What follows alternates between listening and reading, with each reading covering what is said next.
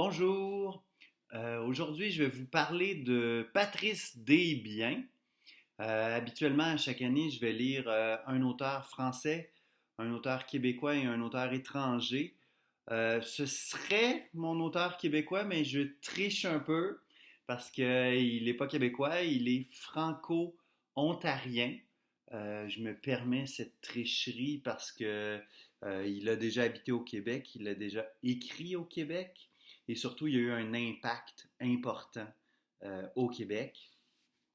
Patrice Desbiens, la première fois que j'ai entendu ce nom-là, je devais être au secondaire 4, secondaire 5. Mes parents avaient le câble, alors j'écoutais la télé. Et il y avait un poste qui était télé-université, TÉLUQ. Et il y avait une conférence de Pierre Falardeau à l'Université Laval. Et je me souviens, il disait que pour lui, les journalistes qui étaient branchés sur Paris ou sur New York, il trouvait ça insignifiant, c'était sans importance. Lui, ce qui l'intéressait, c'était des lieux comme Sudbury. Et là, il dit, parce que à Sudbury, il y a le plus grand poète de la langue française, Patrice Desbiens. Et là, j'ai vraiment été curieux. J'ai fait, mais de qui il parle? J'étais vraiment un fan de Falardeau, alors je suis allé me procurer les livres de Patrice Desbiens. Quand j'ai commencé le cégep, j'ai à peu près lu tout Patrice Desbiens. Là, je me suis permis cette année de lire tous les recueils que je n'avais pas lus encore. Alors là, vraiment, j'ai fait le tour. Le livre qui a eu le plus de succès, c'est Sudbury. Euh, Ce livre-là est une publication de trois recueils de poésie mis ensemble. Donc, il y a L'espace qui reste, il y a Sudbury et dans l'après-midi, Cardiaque. Voilà, je voulais pas dire de bêtises. Alors, pour vous donner une idée de l'écriture de Patrice Desbiens, je vais vous lire le poème Gazon à fermeture éclair. Avoir envie de varger dans ce verger de chair, avoir envie de cogner, d'arracher les têtes dans ce métro trop plein, 60 cents pour voyager comme des vaches qui s'en vont, direction boucherie, s'en aller à la maison devant la télévision, dans le fauteuil qui nous attend, les bras ouverts. Se jeter dans un coin en rentrant, comme les vieux manteaux mythologiques que nous sommes. Gomme ballon. Les Russes lancent le canette de coke dans le foyer. L'autre soir dans ma chambre, j'ai eu un soudain besoin d'air. La fenêtre ne voulait pas ouvrir. J'ai passé mon poing à travers. Comme un voleur, voleur d'oxygène. Le feu a besoin d'oxygène pour survivre. Mes flammes, mouillées de sueur, me collaient au front. Urgence, vengeance, danse. Et dans ce métro, ce serpent à sonnette qui a trop mangé, je suis seul parmi la solitude. Je marche sur les yeux croustillants de la peur. J'ai envie de varger à coups de verge dans le tas, ce tas uniforme brun et gluant. J'ai envie d'être en chaleur comme Salvador Dali, comme un clocher d'église, comme l'ombre d'un clocher d'église sur un gazon à fermeture éclair. Et c'est ainsi, dans le métro et partout.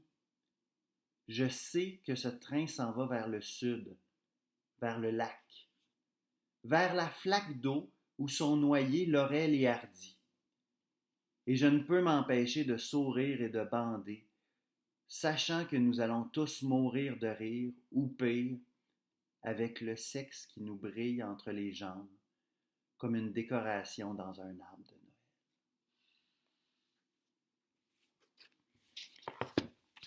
C'est beau, c'est puissant, mais la première chose que je remarque avec Patrice Desbiens, c'est que c'est une poésie qui parle à tout le monde. Et ça, vraiment, c'est impressionnant. J'ai une collègue avec qui je travaille et à qui j'ai demandé, est-ce que tu aimes la poésie? Et puis elle m'a répondu, elle dit, la poésie, c'est un peu comme l'algèbre, ça me donne le goût de vomir dans ma bouche. Je suis parti à rire, puis j'ai fait lire un texte de Patrice Desbiens. Puis elle a fait, ah, ça c'est intéressant. Donc, je sais d'avance que c'est quelqu'un avec qui je ne pourrais pas parler, par exemple, de Franck Venaille ou d'Antonin Artaud. Mais Patrice Desbiens, ça la rejoint. Elle comprend ce qui se dit dans le poème. C'est un poème, mais ça la touche, même si elle n'aime pas la poésie. Donc, il y a une portée là qui est très forte. Et c'est pour ça que Québécois, Franco-Ontariens, oui, ça importe dans l'œuvre. Le titre, c'est quand même Sudbury, mais ça dépasse le simple contexte. Quand Falardeau dit que c'est le plus grand de tout le monde, là, toute la langue française, c'est parce qu'il ne trouve rien de meilleur en France, en Belgique, en Afrique. Quelqu'un qui vit dans un autre pays peut écouter ça puis se dire, j'ai vécu quelque chose de ça. Une envie de frapper dans le métro. Il n'y a pas juste le métro de Montréal qui donne cette envie-là. On peut trouver ça dans la plupart des métros du monde. C'est une poésie qui est pleine d'images, mais c'est des images faites avec des mots simples. Il y a une espèce de lien qui va se faire chez Patrice Desbiens entre misère, autant misère économique, misère de langage, et grandeur. C'est-à-dire, il y a comme une espèce de diamant dans le fond d'une poubelle. Tu sais, on va trouver la perle rare de la beauté du quotidien pénible du monde qui roche à chaque jour. C'est vraiment ça. Avec le temps, sa poésie va s'épurer davantage. On pourrait dire même qu'elle va se dénuder. Les poèmes deviennent plus courts. On va rencontrer des jeux de mots qui vont s'appuyer sur des répétitions. Donc, même côté vocabulaire, ça va se rétrécir. Il y a un pépin de pomme sur un poêle à bois que j'aime beaucoup. J'avais entendu aussi Alexis Martin en dire beaucoup de bien. Robin Aubert avait lu en 98 des extraits de Patrice Desbiens à la Nuit de la poésie qui avait eu lieu au TNM. Donc c'est vraiment une poésie qui a des appuis larges, mais c'est parce qu'elle est enracinée en quelque part. Je vais vous lire un deuxième poème. Inspiration. Elle dit que son inspiration vient d'ailleurs. Je regarde nerveusement par-dessus mon épaule. Nous sommes seuls. Je me demande à qui elle parle. Je me demande à qui on envoie les droits d'auteur.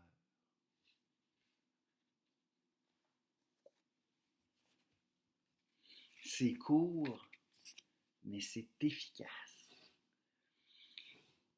Il décrit une situation de façon, je dirais, plate, linéaire, toute simple. Et à la toute fin, il y a un petit revirement qui transforme tout le texte. Et c'est cette maîtrise des petits revirements qui fait toute la beauté de Patrice Desbiens. J'ai eu la chance de rencontrer Patrice Desbiens en 2001. J'ai publié un texte dans une revue où lui aussi publiait. Il s'agit de Steak Haché, qui était une revue gratuite qui était imprimée par des libraires à Montréal. Et le lancement avait lieu l'été et c'était une partie de baseball. Donc j'ai rencontré Patrice Desbiens parce que j'ai joué au baseball avec. Et c'était drôle parce qu'il y avait plusieurs écrivains qui avaient publié dans le même numéro. Tu sais, je pense à Jean-François Poupard, David Riffin, David Warmacker. Et moi et ces écrivains-là, on était très impliqués dans la partie de baseball. On voulait gagner. Et Patrice Desbiens était dans le champ, évidemment, avec sa mythe sur son gant. Et il regardait pas du tout où allait la balle. Il regardait les nuages. Puis il a passé toute la partie à regarder les nuages. Puis à un moment donné, la balle est tombée à ses pieds, puis il l'a même pas ramassée. Quand la partie a été finie, je suis allé le voir. Puis j'ai dit que le livre qui venait de sortir, c'était à l'époque, là, en 2001, s'appelait Bleu comme un feu, et que c'était un livre que franchement j'adorais. C'est un livre qui est méconnu dans l'œuvre de Desbiens. C'est rarement celui auquel on s'attarde en premier. Mais c'est une petite perle, encore une fois. On va rétrécir davantage pour vraiment aller à l'essentiel. Puis je me souviens, il avait été content parce qu'il dit, ah ben, tu sais, je viens de republier Sudbury, puis tout le monde parle de Sudbury, fait que personne ne me parle de Bleu comme un feu, fait que ça y avait fait plaisir. C'était un beau souvenir, fait que je me permets, avec ce souvenir, de vous lire un extrait de Bleu comme un feu. Elle est belle, comme un bleu sur la peau d'un poète. Elle est bleue, comme un feu sauvage dans une forêt vierge. C'est juste ça. Puis c'est parfait. D'ailleurs, ma rencontre avec lui avait été à peu près à l'image de ses poèmes, c'est-à-dire que ça avait été très court, mais parfait. euh, Quand on parle de Patrice Desbiens, je parlais de son impact, le fait qu'il avait été aimé de Falardeau, Alexis Martin, Robin Aubert. Mais sérieusement, il a commencé sa carrière dans les années 70. Il va vraiment prendre son envol dans les années 80. Et je pense qu'il va arriver quelque chose dans la poésie, euh, on va dire canadienne-française, parce qu'il n'est pas tout à fait québécois. Mais il se passe quelque chose dans les années 80 où toute la génération qui voulait faire la révolution est tout arrachée. Toute la gang de la contre-culture, les Denis Vanier, Claude Péloquin, euh, cet élan aussi anticolonial, politique, s'est affaissé dans les années 80. Et il y a deux poètes, à mon avis, qui vont vraiment forger toute la poésie des années 80 et toute la poésie des années 90, pour ce qui est de la langue française en Amérique du Nord, en tout cas, Patrice Desbiens et Hélène Dorion. Et c'est vraiment deux chemins différents, je dirais même opposés. Mais chacun va produire, mais vraiment une génération de poètes. On voit dans la poésie qui suit tous les gens qui ont lu Patrice Desbiens. Je parlais de David Warmacker, on peut nommer Sébastien Blais, Jean-Sébastien Larouche, Erika Soucy. Il y en a une pelletée qui ont compris avec Desbiens la beauté du langage populaire, la beauté de l'anecdote aussi. Et c'est quelque chose que j'ai remarqué. La première fois que j'ai été invité au festival Off de poésie de Trois-Rivières, il y avait quelque chose dans la plupart des poètes qui lisaient là qui était raccroché à l'anecdotique. Il y a même des auteurs qui vont quitter le monde de la poésie, qui vont être plus vers le théâtre ou la télévision, comme Fabien Cloutier, qui ont une dette à l'endroit de Patrice Desbiens. Hélène Dorion, c'est tout autre chose. Là. Ça va donner un élan, une espèce de poésie de la contemplation et du travail sur la métaphore et l'image. Ça, c'est autre chose. Mais vraiment, Desbiens va donner toute une génération de poètes. Il peut revendiquer une quantité phénoménale d'enfants. Et s'il réussit ça, c'est parce que son impact a été majeur. Et c'est un impact puissant qui s'est faite avec une poésie petite et simple. C'est un grain de sable qui a donné une planète. C'est ça, Patrice Desbiens.